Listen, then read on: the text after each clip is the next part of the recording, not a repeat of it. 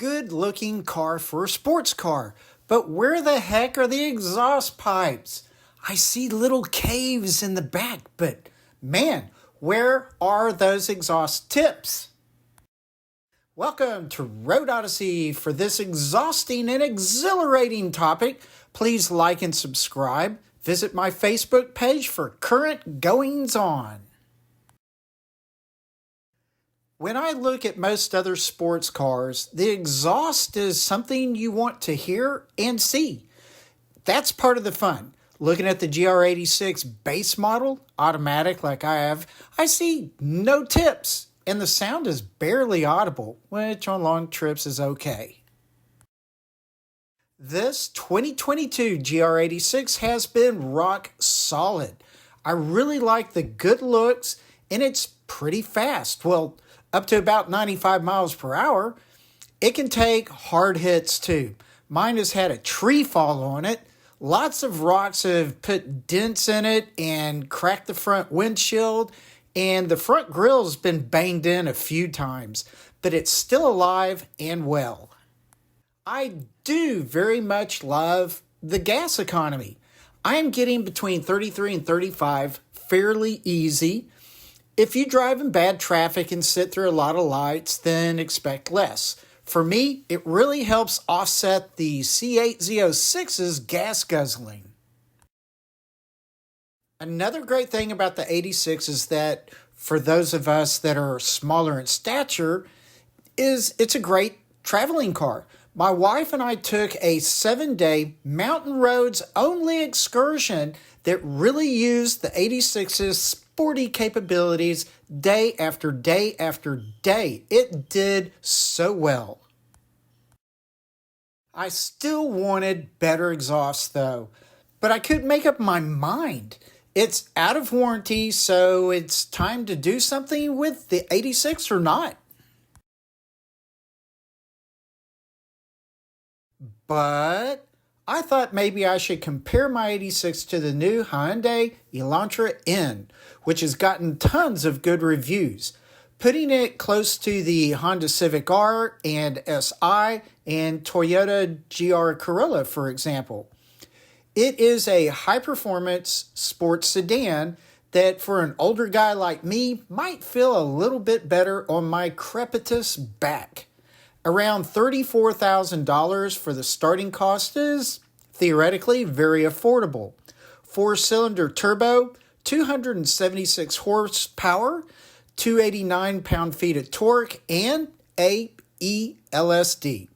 It's a fine machine. Almost looks like a stretched GR86.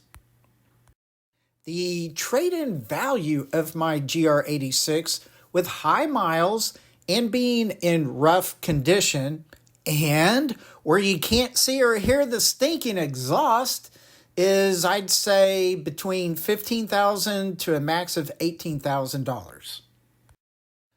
I would spend, after trading in the GR86, at least another $15,000 for a new car like the Elantra N, easy, versus spending a max of about $5,000 fixing up my GR86 with the exhaust, maybe headers in the future, and fixing the exterior damages despite it having over 70,000 miles. Since this video is about getting the new MBRP exhaust, I obviously love the GR86 enough to want to keep it and fix it up. Buying new cars nowadays is something to avoid if possible. I went back to purchase the MBRP 3-inch stainless steel dual exit catback exhaust. $680 plus shipping. That's at least 4 months of gas for me. It's an easy to install bolt-on kit, claims to have 3 horsepower or 3 foot-pounds of torque gains, but I ain't betting the bank on that. And then the 5-inch burnt tips. Fits all similar model cars, of course. Has a lifetime warranty as well. Should sound more meaty in general and a little more rowdy when you get spirited. but still without that constant drone. So that's fantastic. Now, when I purchased this product, it ultimately cost me $736. I couldn't get any free shipping, so I went with the slowest ground delivery. I think this exhaust system will look and sound so much better than stock. Well, it has to by default. Anything would be an improvement. Sorry, it's just true. Going from this dark, dull sounding cave to this. Yeah, I think it is the least expensive and most fun route to go as opposed to going for some other car.